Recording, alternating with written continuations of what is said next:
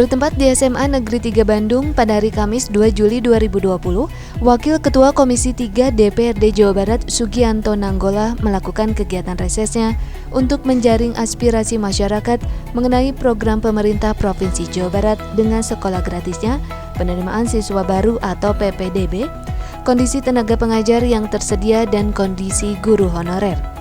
Kedatangan Sugianto Nanggola selaku Wakil Ketua Komisi 3 DPRD Jawa Barat dari fraksi Partai Demokrat ini diterima langsung oleh 3 Wakil Kepala Sekolah SMA Negeri 3 Bandung. Mereka adalah Wakasek Kurikulum Oman Setiadi, Wakasek Manajemen Mutu Rahmat Herawan, dan Wakasek Kesiswaan Sucipto. Di kegiatan ini juga Sugianto Nanggola menyerahkan bantuan masker untuk digunakan di lingkungan SMA Negeri 3 Bandung. Alhamdulillah hari ini saya sedang melaksanakan reses DPRD Provinsi Jawa Barat. Kebetulan reses sekarang ini kita roadshow datang ke masyarakat. Kenapa? Karena kita tidak bisa berkerumun dalam rangka kondisi masih belum normal, masih COVID. Maka saya menghadiri datang ke SMA 3 ini dalam rangka melihat kondisi yang ada di sekolah ini kaitan dengan penerimaan mahasiswa barunya, penerimaan siswa yang ajaran tahun sekarang. Tadi saya mendapatkan informasi bahwa tahun ini kita provinsi itu menggratiskan sekolah SMA, SMK, di mana saya ingin mendengarkan tadi kepada guru pengajar langsung kaitan dengan biaya yang didapatkan dari gratis ini apakah mencukupi atau tidak. Ternyata biaya itu masih jauh dari harapan mereka. Apalagi kalau sampai pembayarannya nanti tidak tepat waktu. Sedangkan biaya-biaya yang dibutuhkan di dunia pendidikan cukup besar. Nah, tadi juga saya tanyakan bagaimana dengan guru honorer sekarang? Apakah sudah banyak yang ada pengangkatan? Ternyata disampaikan kepada saya banyak sekali guru-guru honorer yang belum diangkat sama sekali. Bahkan sampai sekarang ini belum ada pengangkatan. Dan kaitan kesediaan guru yang ada di sini, guru PNS-nya, yang guru pegawai negerinya itu juga kurang, di bawah 50%. 50% itu adalah tenaga honorer. Jadi itulah sebabnya saya hadir ke tempat sekolah-sekolah ini dalam rangka reses ini ingin memastikan jangan sampai dunia pendidikan kita ini nanti terganggu. Jangan sampai dunia pendidikan ini nanti dalam perkembangannya ini terjadi penurunan prestasi mahasiswa anak didik kita. Jangan sampai dunia pendidikan kita ini menurun kualitasnya. Ini yang kita inginkan supaya kebijakan gubernur ke depan betul-betul bisa membuat daya ungkit terhadap dunia pendidikan ini.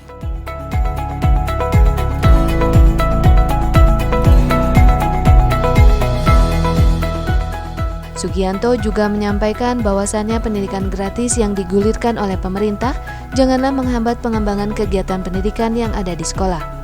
Pemerintah juga harus menggulirkan dana yang memadai untuk sekolah nantinya dan memberikan akses kepada orang tua siswa untuk berpartisipasi dalam pengembangan sekolah. Ya, anggaran gratis itu ya SPP sekolah murid terhadap sekolah ya.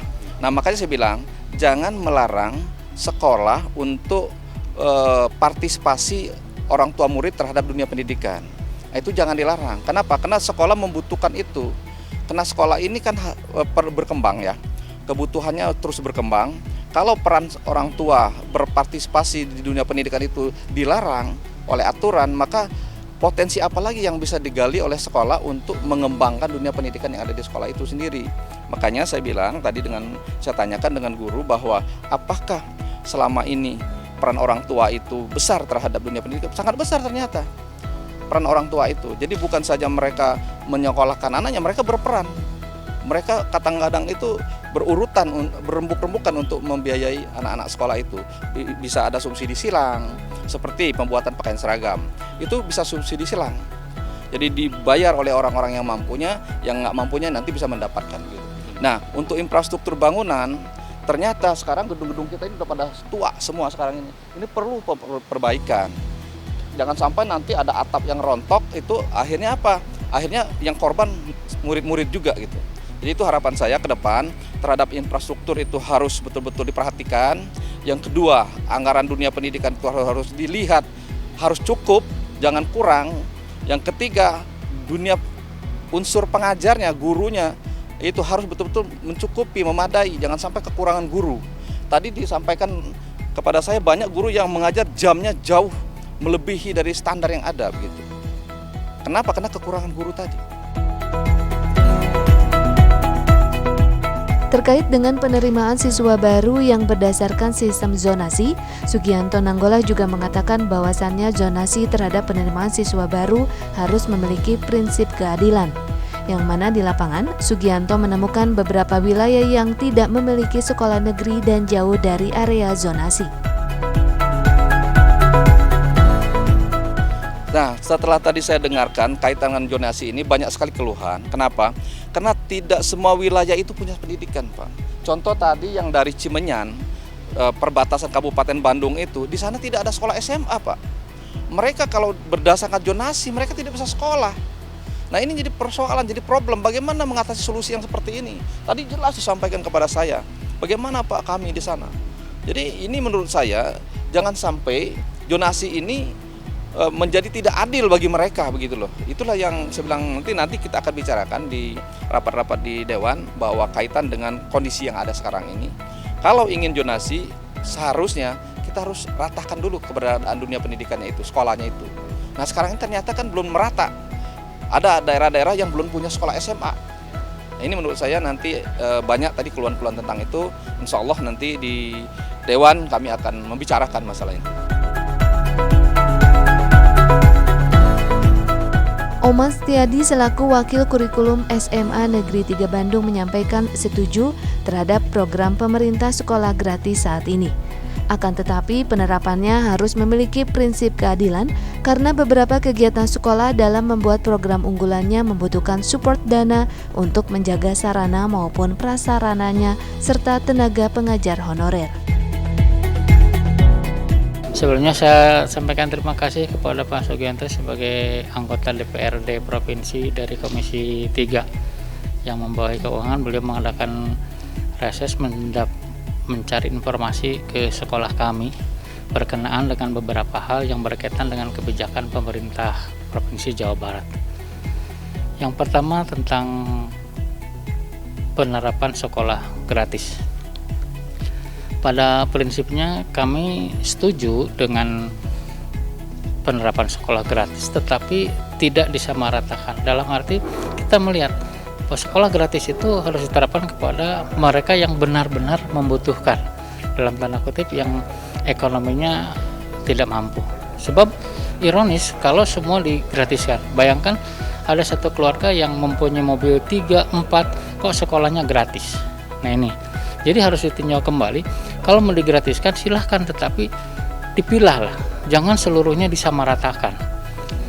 Ini berkaitan dengan prinsip-prinsip keadilan supaya mereka yang punya kemampuan ekonomi tinggi itu ada subsidi silang untuk masyarakat yang tidak mampu.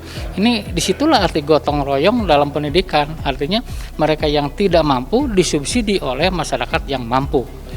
Itu yang pertama. Kemudian, nah, kami selaku sekolah negeri tentunya harus siap menghadapi hal seperti itu. Nah, tetapi ada kendala yang kami hadapi adalah dari segi tenaga pengajar atau guru. Di sekolah kami sekarang ini banyak sekali guru yang sudah pensiun.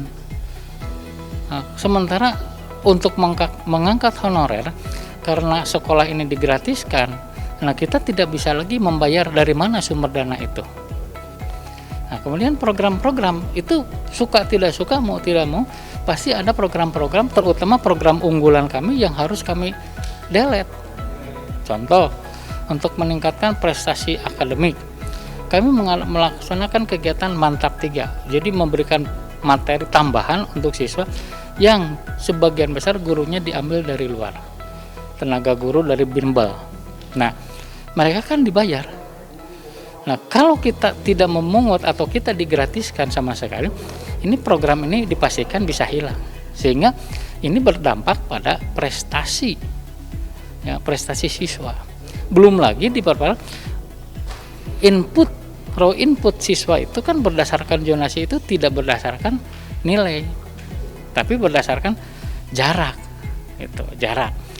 Nah, pernah beberapa tahun yang lalu, 2 atau 3 tahun yang lalu, di sekolah kami ada yang NEM-nya hanya 15, ada yang 16.